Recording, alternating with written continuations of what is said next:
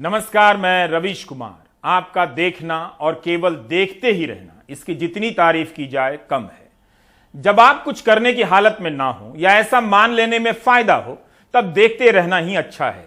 हिंदू मुस्लिम national syllabus खत्म होने का नाम नहीं ले रहा, हर दिन एक नए रूप में आ जाता है, जिसके कारण दिनों का फर्क मिटने लगा है। पता ही नहीं चलता कि रविवार है या आज सोमवार, 2022 में है या 2015 में अटके पड़े हैं या 2029 में आ गए।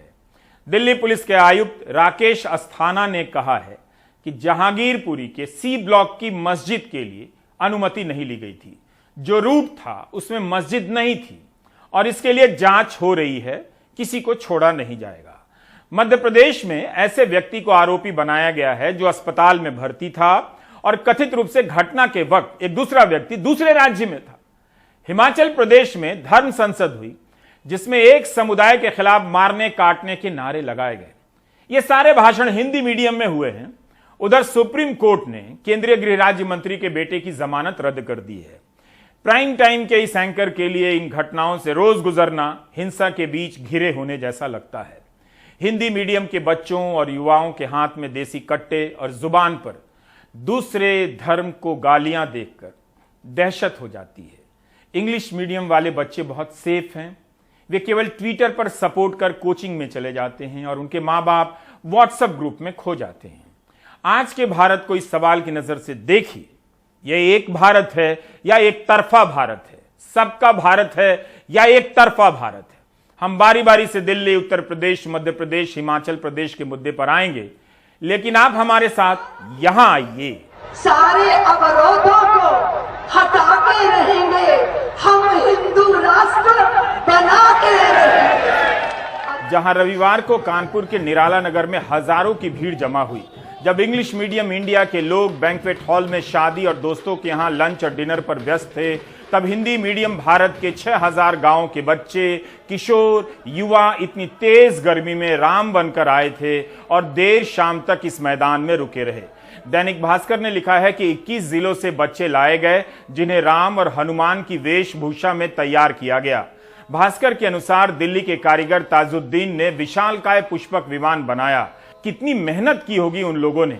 दैनिक जागरण अखबार ने लिखा है कि रामोत्सव में कानपुर प्रांत के 6000 गांवों से आए लोगों ने लिया हिंदू राष्ट्र बनाने का संकल्प। इस कार्यक्रम को दुनिया का सबसे बड़ा रामोत्सव बताया जा रहा है, लेकिन राम राज्य की भी बातें हुई, यहां जाति भेद मिटाने की भी बातें हुई। यहां साध्वी रितंबरा ने कहा कि 4 बच्चे पैदा कीजिए और इनमें से 2 बच्चे आरएसएस, विश्व हिंदू परिषद और बजरंग दल को समर्पित कर दीजिए। लेकिन क्या इन बच्चों को पता था कि राम और हनुमान की वेशभूषा में लाकर उन्हें भविष्य की किस राजनीति के लिए तैयार किया जा रहा है? अखबारों की रिपोर्ट के अनुसार निराला नगर के मैदान में सेल्फी पॉइंट भी बनाया गया था, जो कि बहुत अच्छी बात है। मैंने आपसे फिर एक निवेदन करना है कि भारतीयता के अभ्युत्थान के लिए, हिंदू चेतना के अभियान के लिए, यानी हिंदू, हिंदी, हिंदुस्तान के लिए सारे अवरोधों को हटा के रहेंगे, हम हिंदू राष्ट्र बना के रहेंगे। और उसकी शर्त है, उसकी शर्त। क्या यह कोई नई संविधान सभा आप देख रहे हैं, जहां 6000 गांवों से बच्चे, किशोर, युवाओं को राम और हनुमान बनने के साथ साथ हिंदू राष्ट्र बनाने का संकल्प दिलाया जा रहा है? क्या हम उस संविधान को जाता हुआ देख रहे हैं, जिसे हमारे पूर्वजों ने खून पसीने बहाकर बनाया, और एक नए संविधान को आता हुआ देख रहे हैं, जिसके लिए खून बहाने की तैयारी हो रही है? Do you get my point? आप बताइए, कैसा भारत बनता हुआ देख रहे हैं? एक भारत या एक तरफा भारत? सबका भारत या एक तरफा भारत? तो मेरा निवेदन है कि हिंदू समाज के बंधुओं, 2 संतानें नहीं, 4 संतानों को जन्म दीजिए और 2 संतानें राष्ट्र के लिए समर्पित कीजिए। वो राष्ट्रीय स्वयं सेवक संघ के स्वयं सेवक बनेंगे, वो बजरंग दल के बजरंग देव बनेंगे, वो विश्व हिंदू परिषद के समर्पित कार्यकर्ता बनेंगे, वो भारत की धूल को माथे पे लगाकर धन्य होंगे, राष्ट्र यज्ञ क्रांति अखंडता के सिंहासन पर विराजमान होगी, ये संकल्प कीजिए। कानपुर से निकलने वाले अखबारों में रामोत्सव का खूब कवरेज किया गया है। लिखा है कि इस कार्यक्रम में राष्ट्रीय स्वयंसेवक संघ के भैयाजी जोशी, श्री राम जन्मभूमि तीर्थ क्षेत्र ट्रस्ट के सदस्य डॉक्टर रामविलास वेदांती, भाजपा के कई नेता भी मौजूद थे। विश्व हिंदू परिषद के केंद्रीय मंत्री मिलिंद परांडे और साध्वी रितंबरा भी थीं। इसके अलावा आज के दैनिक जागरण में एक और खबर छपी है कि रविवार को लखनऊ के गांधी भवन में राज्य स्तरीय हिंदू राष्ट्र अधिवेशन संपन्न हुआ। इनमें शामिल संगठनों के नाम ही गिन लीजिए, गिनती का अभ्यास हो जाएगा। भगवा रक्षा वाहिनी, राष्ट्रीय भगवा युवा संघ, हिंदू जन सेवा समिति, विश्व हिंदू दल, जन उद्घोष सेवा संस्थान, सनातन संस्थान, हिंदू जन जागृति समिति सहित कई संगठन मौजूद थे। दैनिक जागरण ने लिखा है, यह भी लिखा है कि यहां पर मौजूद वक्ताओं ने 2025 तक भारत को हिंदू राष्ट्र बनाने का संकल्प लिया। क्या इस संविधान ने हमें बराबरी, भाईचारा, अधिकार, आत्मसम्मान नहीं दिया? आखिर संविधान को लेकर संकल्प क्यों नहीं दोहराए जाते हैं? उन संस्थाओं पर सवाल क्यों नहीं हो रहा जो चलते तो संविधान के नाम पर है मगर करते कुछ और हैं? हमारे संविधान निर्माता हिंदू राष्ट्र की बात को खारिज कर चुके थे। आजादी की लड़ाई के कई बड़े नायकों ने साफ साफ कहा, तब कहा जब देश बटा था और लोग धर्म के आधार पर एक दूसरे के खून के प्यासे थे। हिंसा के उस तपते माहौल में भी संविधान निर्माताओं ने अपने विवेक को संभाले रखा और हिंदू राष्ट्र की कल्पना के करीब तक नहीं फटके। जबकि पड़ोस का एक देश न सिर्फ धर्म के आधार पर बन रहा था बल्कि खुद को इस्लामिक राष्ट्र भी घोषित कर रहा था। कर्नाटक श्री वजुभाई वाड़ा, माननीय राज्यपाल श्री मध्य प्रदेश श्रीमती आनंदीबेन पटेल। सरदार पटेल केवल हजारों करोड़ रुपए की मूर्ति नहीं है, केवल ऊंची मूर्ति नहीं है। अपने जीते जी सरदार ने हिंदू राष्ट्र को पागलपन भरा विचार कहा था। सरदार पटेल के नाम पर एकता की मूर्ति बनवाने वाले प्रधानमंत्री मोदी सरदार के सपनों की खातिर ही इन संगठनों से चुप रहने की अपील कर सकते हैं जो हिंदू राष्ट्र बनाने का रोज संकल्प ले रहे हैं। राजमोहन गांधी ने पटेल की जीवनी पर लिखी किताब के पेज नंबर 497 पर 26 फरवरी 1949 के रोज छपी हिंदुस्तान टाइम्स की एक रिपोर्ट का हवाला दिया है। सरदार पटेल बेंगलुरु में कांग्रेस के कार्यकर्ताओं से कह रहे हैं कि हिंदू राज पागलपन भरा विचार है। प्रभात प्रकाशन से डॉक्टर प्रभात चोपड़ा की किताब छपी है, सरदार पटेल भारत विभाजन। इस किताब के पेज नंबर 103 पर हिंदुस्तान टाइम्स की एक रिपोर्ट का जिक्र है। यह रिपोर्ट 5 मई 1950 के दिन छपी है। इसमें सरदार पटेल कहते हैं कि जब मैंने राज्य के कुछ लोगों को यह कहते सुना कि हिंदू खतरे में है, तब तो मैं भयभीत हुआ कि क्या हिंदू यहां से अदृश्य हो गए। एक हिंदू थे जिन्होंने संपूर्ण विश्व में भारत की प्रतिष्ठा बढ़ाई, वह गांधी जी थे। फिर भी एक हिंदू ही था जिसने उनकी हत्या कर दी। क्या यही हिंदुत्व है? सरदार पटेल कह रहे हैं और आगे कहते हैं कि क्या आप इसी तरीके से हिंदू धर्म की रक्षा करते हैं? आइए हम लोग अपने धर्म का अनुसरण करें और यदि हम उसका पालन ठीक तरीके से करें तब कोई खतरा नहीं। कोई भी धर्म जो असहिष्णुता पर आधारित है उन्नति नहीं कर सकता। यह कैसे हो रहा है कि डॉक्टर अंबेडकर की जयंती पर संविधान की कल्पना, उनके सपनों का संकल्प लिया जाने लगता है और उसके ठीक 3 दिनों के बाद हिंदू राष्ट्र बनाने का संकल्प लिया जाने लगता है। क्या हम सबका भारत बनता देख रहे हैं या एक तरफा भारत बनता हुआ देख रहे हैं? स्क्रोल न्यूज की वेबसाइट पर अरुणाभ सैकिया की रिपोर्ट है कि उस दिन जहांगीरपुरी में 3 शोभा यात्राएं निकली। केवल तीसरी यात्रा के दौरान हिंसा हुई है। स्क्रोल की इस रिपोर्ट के साथ साथ अब आप दिल्ली पुलिस के आयुक्त राकेश अस्थाना का वह बयान देखिए जिसमें उन्होंने कहा है कि जहांगीरपुरी के सी ब्लॉक की मस्जिद वाले रूट की अनुमति नहीं ली गई। जो रूट मंजूर था उसमें मस्जिद नहीं थी। जांच हो रही है, कार्रवाई होगी। आखिर देसी कट्टे और कटारों के साथ शोभा यात्रा बिना अनुमति के कैसे निकल गई? निकालने वालों का इरादा क्या रहा होगा? मुकेश सिंह सेंगर और सुकीर्ति की रिपोर्ट देखिए।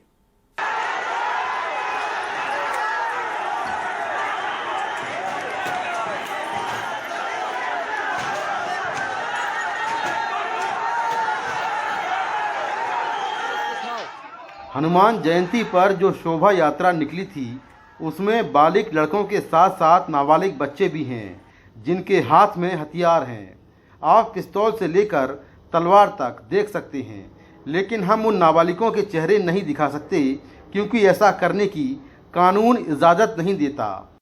लेकिन एक सवाल ये उठता है कि क्या नाबालिग बच्चों को इसलिए हथियार दिए गए कि गिरफ्तार भी हुए तो जल्दी जेल से छूट जाएंगे?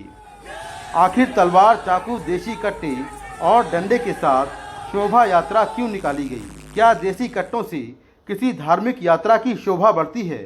यही शोभा यात्रा जब जहांगीरपुरी के सी ब्लॉक की इस मस्जिद के सामने से गुजरी तो हिंसा शुरू हो गई।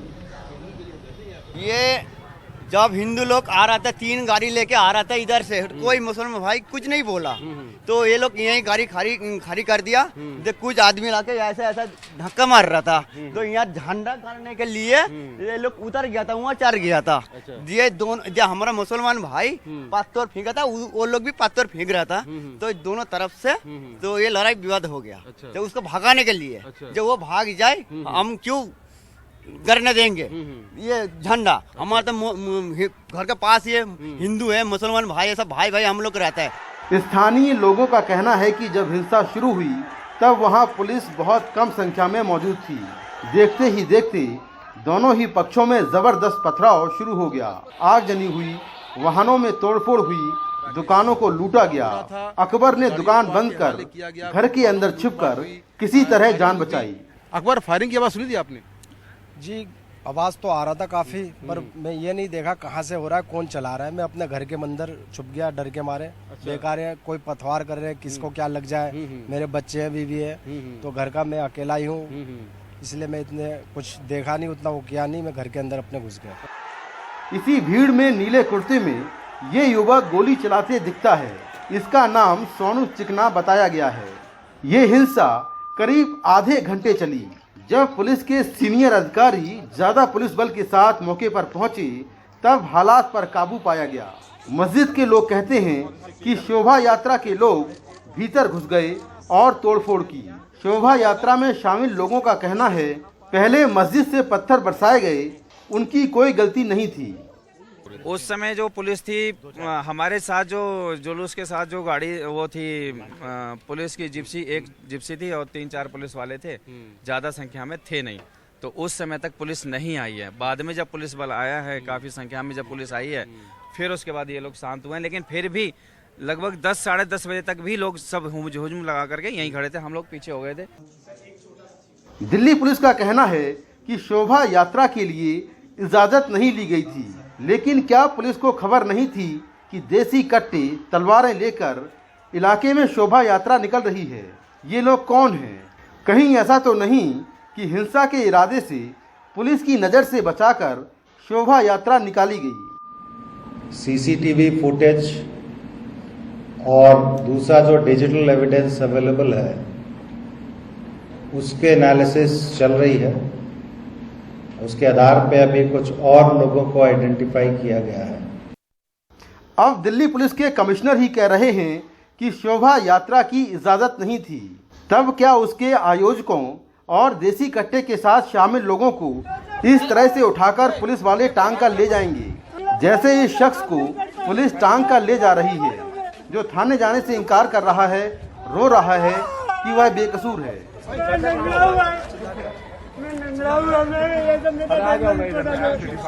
जहांगीरपुरी हिंसा में कुल 9 लोग घायल हुए हैं, जिनमें 8 पुलिसकर्मी हैं। दिल्ली पुलिस के सब इंस्पेक्टर मेदालाल मीणा के हाथ में गोली लगी है। उनका कहना है कि लोग तलवार लहरा रहे थे। भीड़ में फायरिंग भी हो रही थी। 7-8 राउंड फायरिंग हुई और उसी में एक गोली उनके हाथ में लग गई। मीणा की जान खतरे से बाहर है। जो झगड़ा शुरू हुआ था वो शुरू क्यों हुआ? कौन लोग शामिल थे उसमें? ना वो पहले आगे क्या बहस हुई वो उसका पता नहीं, लेकिन जब झगड़ा ज्यादा बसा बढ़ गया जब फिर आगे थे। अच्छा। आगे हमारे अफसरों ने भी और हमारे स्टाफ ने उनको समझा दिया, बीच में घुस गए। नहीं, अगर यदि हम स्टाफ इतना नहीं होता तो वहाँ ज्यादा इंजर्ड हो जाते जो पब्लिक के। दिल्ली पुलिस ने दंगा फैलाना, आगजनी और हत्या की कोशिश का मामला दर्ज कर अभी तक 22 आरोपियों को गिरफ्तार कर लिया है। 2 नाबालिग भी पकड़े गए हैं। इनमें 15 लोग एक ही समुदाय के हैं। आरोपियों के पास से 3 देशी कट्टे और 5 तलवारें बरामद हुई हैं।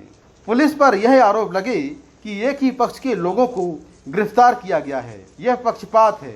पुलिस कमिश्नर कहते हैं कि दिल्ली पुलिस जाति धर्म के आधार पर भेदभाव नहीं करती। एफआईआर पुलिस की तरफ से रजिस्टर की गई है और इसमें इन्वेस्टिगेशन में जो भी पक्ष के विरुद्ध में हमें साक्ष्य मिलेंगे उनको अरेस्ट किया जाएगा। इसमें कोई भेदभाव हम नहीं कर रहे हैं।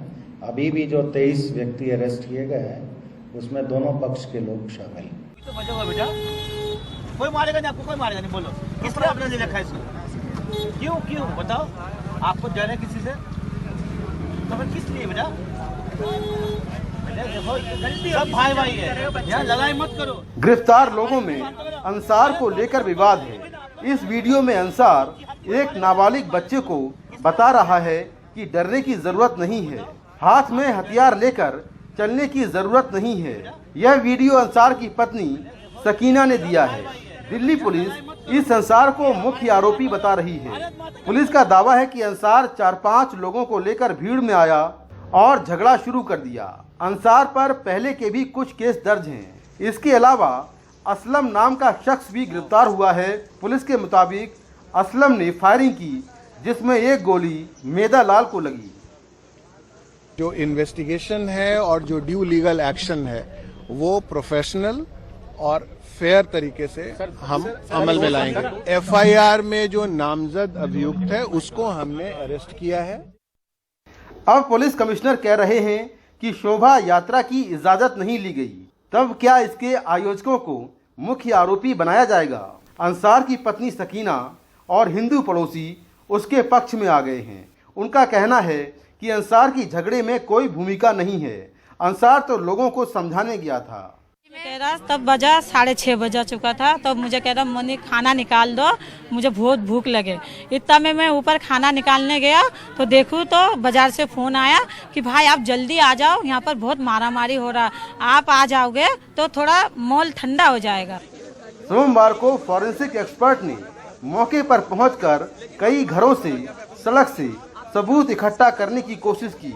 यहाँ तक कि वो उस मस्जिद में भी गए जहां झगड़े की शुरुआत हुई। फॉरेंसिक टीम करीब 1 घंटे तक मस्जिद में रही। पुलिस ने क्राइम ब्रांच की 14 टीमें लगाई हैं और सोमवार को फायरिंग करने वाले सोनू चिकना के घर जब पुलिस उसके घर वालों से पूछताछ करने पहुंची तो घर वालों ने पुलिस पर पथराव कर दिया। जो आरोपी पकड़े गए हैं उनके घर वाले भी उन्हें निर्दोष बता रहे हैं। दिल्ली के जहांगीरपुरी के अलावा सभी संवेदनशील इलाकों में सुरक्षा बढ़ा दी गई है। दिल्ली पुलिस के अलावा अर्धसैनिक बलों के जवान तैनात किए गए हैं। दोनों समुदायों के बीच बैठकें हो रही हैं। कुल मिलाकर इलाके में शांति बहाल होती दिख रही है। दिल्ली के दूसरे इलाकों में भी ड्रोन से निगरानी की जा रही है। ये तस्वीरें जामिया नगर और जसोला विहार की हैं। 2020 में उत्तर पूर्वी दिल्ली में जो भयानक दंगे हुए थे, उन दंगों की जांच को लेकर कोर्ट ने दिल्ली पुलिस को बार बार फटकार लगाई थी। अब ये उम्मीद की जाए कि हिंसा के इस मामले में दिल्ली पुलिस की जांच सही दिशा में होगी, जिससे साफ हो कि इस हिंसा के पीछे कौन लोग हैं। नई दिल्ली से कैमरामैन मोहम्मद मुरसलीन के साथ मैं मुकेश सिंह, एनडीटीवी इंडिया। नफरती भाषणों के खिलाफ सुप्रीम कोर्ट के कई फैसले हैं, टिप्पणियां हैं, लेकिन इसका दौर नहीं रुक रहा। धर्म के नाम पर ऐसे ऐसे लोगों के वीडियो हैं जिनमें वे खुलेआम हथियार उठाने और हिंसा करने का प्रवचन दे रहे हैं। इन्हें हम दिखा तक नहीं सकते, लेकिन ऐसे लोगों का बोलना रुक नहीं रहा। हिमाचल के ऊना में धर्म संसद का आयोजन हुआ और मुसलमानों के खिलाफ जमकर भाषण दिए गए। टारगेट किलिंग तक की बात कही गई। सौरभ शुक्ला की रिपोर्ट देखिए।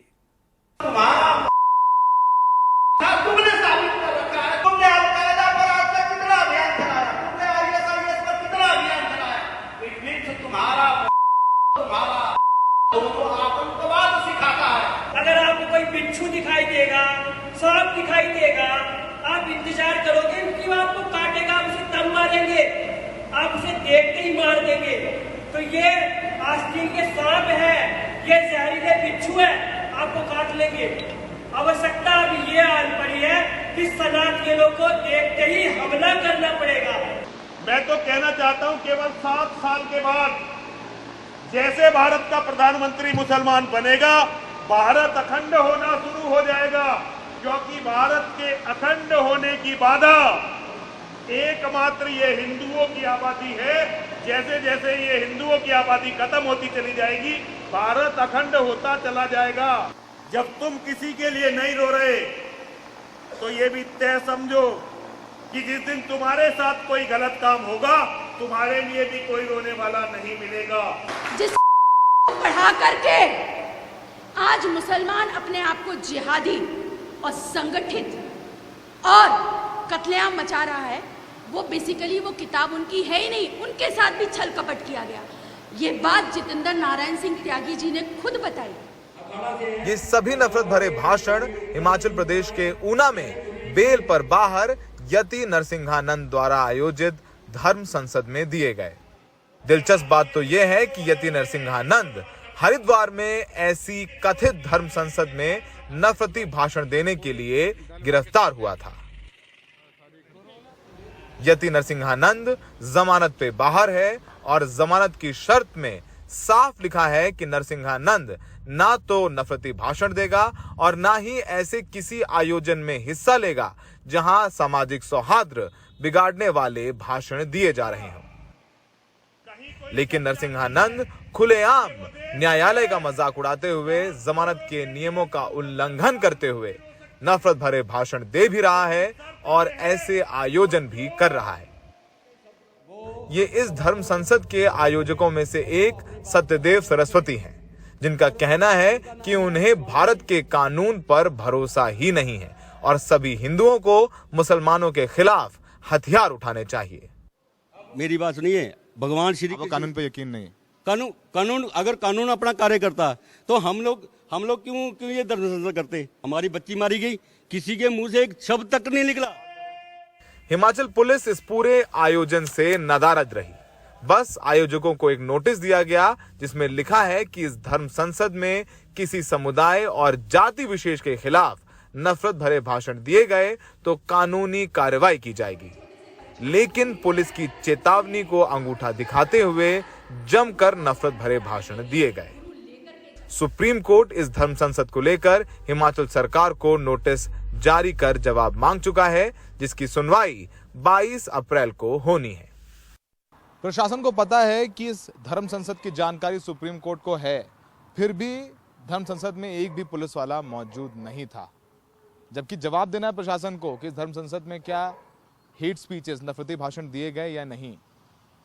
ऊपर से प्रशासन पत्रकारों से पूछ रहा है कि क्या नफरती भाषण दिए जा रहे हैं। तो सोचिए कि प्रशासन कितना ढील दिए हुए है। हिमाचल प्रदेश जो शांत रहा है, वहां भी नफरती भाषण दिए गए, खुलेआम अदालत का मजाक उड़ाया गया।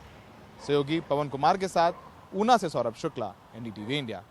किसी के खिलाफ नारे लगाना, गालियां देना, मजहब के आधार पर गालियां देना, यह ठीक नहीं है, बंद होना चाहिए। जब हिंसा हो जाती है तब पहले कौन बोला, बाद में कौन बोला के नाम पर टीवी में डिबेटोत्पादन किया जाता है, डिबेट का उत्पादन होता है। यह भारत की असली जीडीपी है। आज सुप्रीम कोर्ट की 3 जजों की बेंच ने केंद्रीय मंत्री अभय मिश्रा टेनी के बेटे आशीष मिश्रा की जमानत पर जो फैसला दिया है, वह सिर्फ एक मामले से संबंधित फैसला नहीं है, बल्कि जमानत को लेकर अपनाई जा रही अदालती प्रक्रियाओं पर भी एक गंभीर सवाल खड़े करता है। भारत के प्रधान न्यायाधीश justice NV Ramana, justice Suryakant और जस्टिस हिमा कोहली की बेंच ने कहा कि इस केस में जो पीड़ित पक्ष है उसे सुना ही नहीं गया, उसे सुनवाई के अधिकार से वंचित रखा गया। 10 फरवरी को इलाहाबाद हाई कोर्ट के लखनऊ बेंच के जस्टिस राजीव सिंह ने आशीष मिश्रा को जमानत दी। सुप्रीम कोर्ट ने अपने फैसले में कहा है कि अभियुक्त को जमानत देने और सुनवाई करने में हाई कोर्ट ने हड़बड़ी दिखाई है। एसआईटी ने इस फैसले के खिलाफ 2 बार अपील करने के लिए कहा, लेकिन यूपी सरकार ने अपील नहीं की। यूपी सरकार ने 1.5 महीने बाद जमानत की अपील की। तब तक प्रशांत भूषण सुप्रीम कोर्ट में अपील दायर कर चुके थे। एसआईटी ने यह भी लिखा कि अर्जेंट अपील करनी चाहिए क्योंकि इससे चश्मदीदों को खतरा हो सकता है। प्रशांत भूषण और दुष्यंत दवे ने इस केस को सुप्रीम कोर्ट में लड़ा, उनकी जीत हुई। बीते साल अक्टूबर की ये तस्वीरें अब भी डराती हैं। प्रदर्शन के लिए खड़े किसानों को कुचलती हुई एक जीप निकल गई। इस घटना के मुख्य आरोपी केंद्रीय गृह राज्य मंत्री अजय मिश्रा के बेटे आशीष मिश्रा को जिस तरह राज्य सरकार बचाने में लगी दिखी, उससे ये डर पैदा हुआ कि इस मामले का इंसाफ भी कुचला न जाए। लेकिन अब सुप्रीम कोर्ट ने आशीष मिश्रा को एक बार फिर सलाखों के पीछे भेज दिया। सुप्रीम कोर्ट ने इलाहाबाद हाई कोर्ट के 10 फरवरी के जमानत देने वाले आदेश को रद्द कर दिया। उसे 1 हफ्ते में सरेंडर करने को कहा गया है।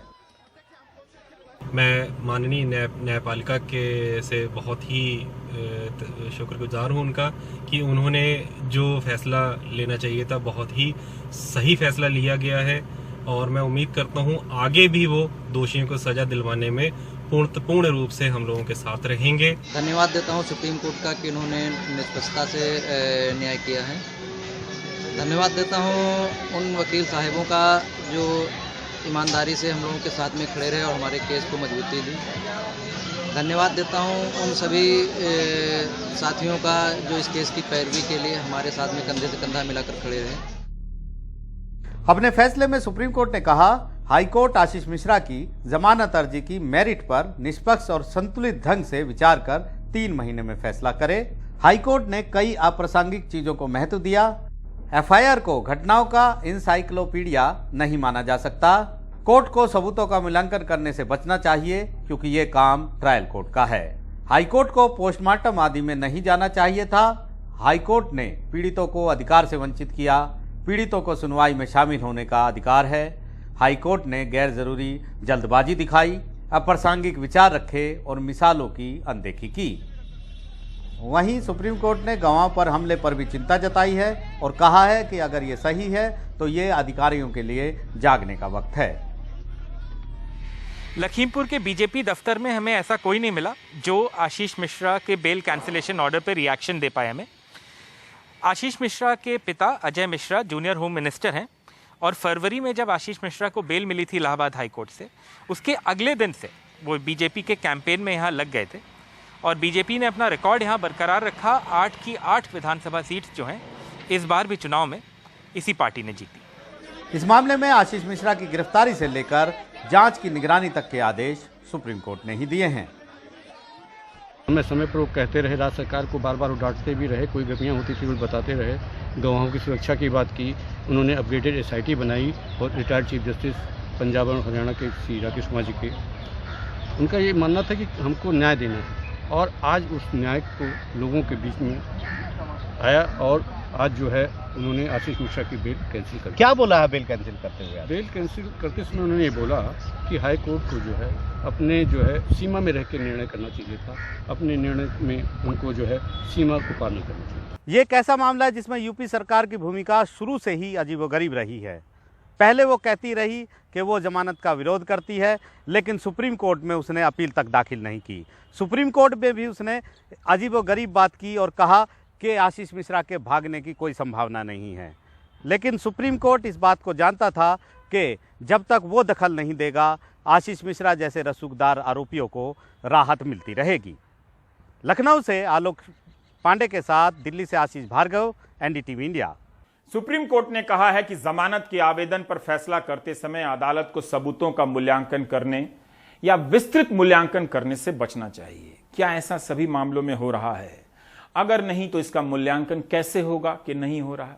कहीं ऐसा तो नहीं कि कुछ मामलों में सबूतों का विस्तृत मूल्यांकन हो रहा है और जमानत नहीं दी जा रही है। सुप्रीम कोर्ट ने कहा कि हाई कोर्ट ने रिकॉर्ड पर मौजूद सबूतों के बारे में एक अदूरदर्शी दृष्टिकोण अपनाया और मामले को गुणदोष के आधार पर तय करने के लिए आगे बढ़ा दिया।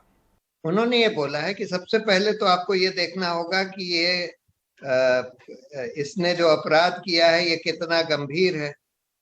फिर आपको ये देखना होगा कि क्या इसके भाग जाने का कोई डर है।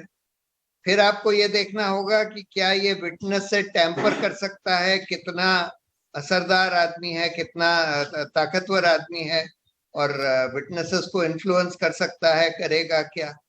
हाई कोर्ट ने ये सब कोई बात नहीं देखी और इन सब चीजों को नजरअंदाज करके और फिर उन्होंने एफआईआर पर जोर दिया, जबकि तब तक चार्जशीट फाइल हो चुकी थी जिसमें बहुत विस्तार से सब चीजें बोली गई थी।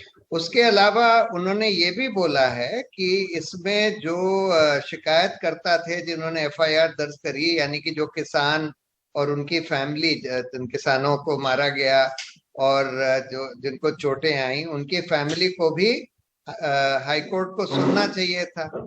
यहाँ पर तो जो एक जना जो हमारा क्लाइंट था जिसके बेटे को मारा गया, उन्होंने तो उनका वीडियो ऑफ हो गया, उसके बाद फिर उन्होंने ये शिकायत दर्ज करी कि भाई हमको सुना नहीं गया, हमको सुना जाए, लेकिन फिर भी हाईकोर्ट ने नजरअंदाज करके उनको बगैर सुने उसको आशीष मिश्रा को बेल दे दी।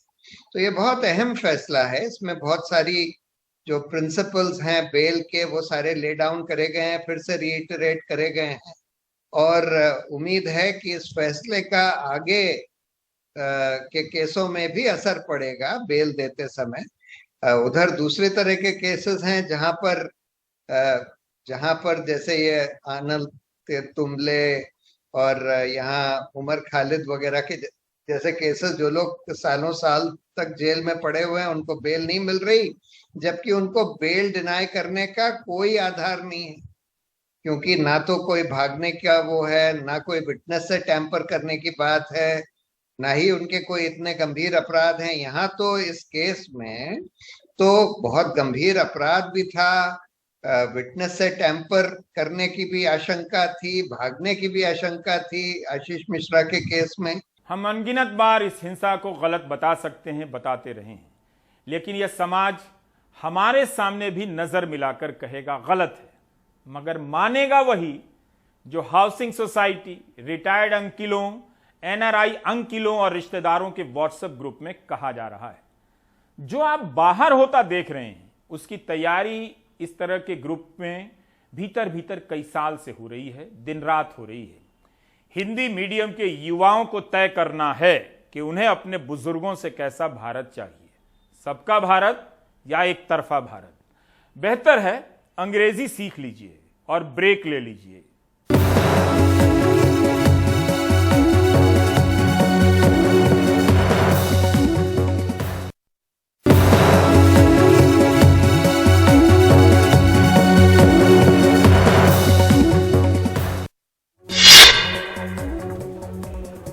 देश में कोरोना के मामले एक बार फिर तेजी से बढ़ने लगे हैं। बीते 24 घंटे में देश में 2183 नए कोरोना केस सामने आए, जो एक दिन पहले से करीब 90% ज्यादा हैं। 24 घंटे में कोरोना से 2 मौतें हुई, हालांकि जो मौतों का आंकड़ा जारी किया गया वो 214 है। ऐसा इसलिए क्योंकि इस आंकड़े में केरल में हुई 212 मौतों का पुराना आंकड़ा भी शामिल है।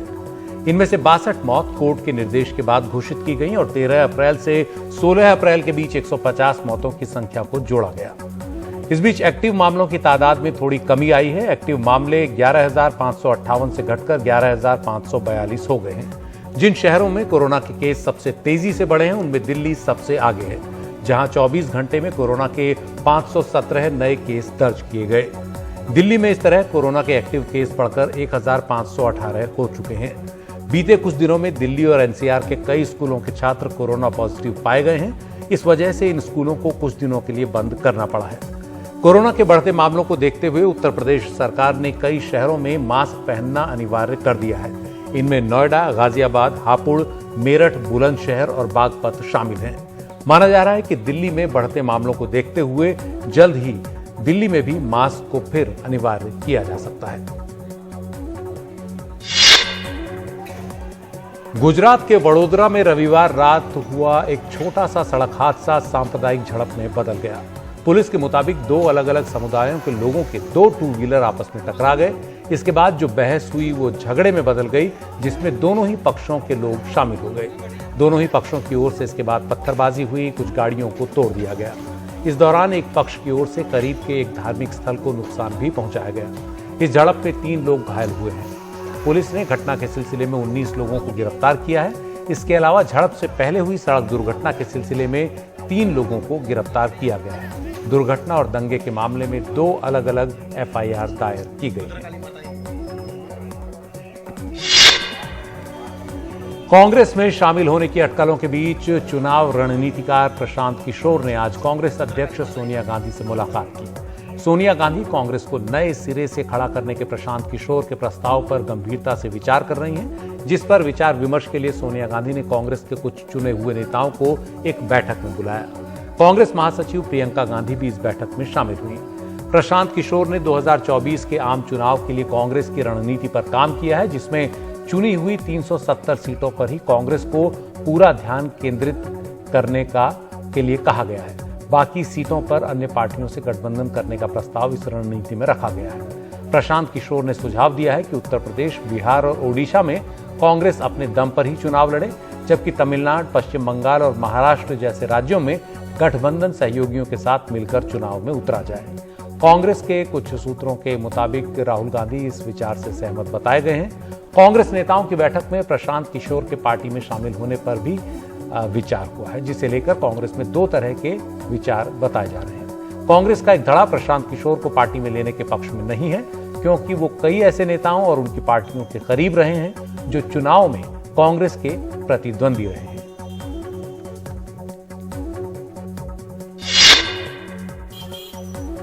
आम जरूरत की चीजें महंगी होती जा रही हैं और आए दिन सरकार की ओर से जारी होने वाले आंकड़े इसकी तस्दीक कर रहे हैं। ताजा आंकड़ों के मुताबिक होलसेल प्राइस इन्फ्लेशन यानी थोक महंगाई दर बीते 4 महीने के सबसे ऊंचे स्तर पर पहुंच गई है। मार्च के महीने में थोक महंगाई दर 14.55% रही, जो फरवरी में 13.11% थी। अगर पिछले साल मार्च से तुलना करें तो थोक महंगाई दर इस मार्च में करीब दोगुनी हो चुकी है। महंगाई दर में इस तेजी के पीछे मुख्य वजह कच्चे तेल और प्राकृतिक गैस की कीमतों में आई भारी तेजी है। इसके अलावा मूल धातुओं की कीमतें भी काफी ज्यादा बढ़ी हैं। वाणिज्य मंत्रालय के मुताबिक यूक्रेन पर रूस के हमले के बाद अंतर्राष्ट्रीय बाजार में तेल की सप्लाई में आई बाधा की वजह से कच्चे तेल के दाम काफी बढ़े हैं, जिसका असर देश में महंगाई दर पर दिख रहा है। लेफ्टिनेंट जनरल मनोज पांडे देश के नए थल सेनाध्यक्ष होंगे। प्रधानमंत्री मोदी की अध्यक्षता में कैबिनेट की अपॉइंटमेंट्स कमेटी ने उनके नाम पर मुहर लगा दी है। जनरल मनोज पांडे मौजूदा थल सेनाध्यक्ष जनरल MM नरवणे की जगह लेंगे, जो 30 अप्रैल को रिटायर हो रहे हैं। अभी वो थल सेना के उप सेनाध्यक्ष हैं। General Pande corps of engineers के पहले ऐसे अफसर होंगे जो थल सेना के प्रमुख बनेंगे।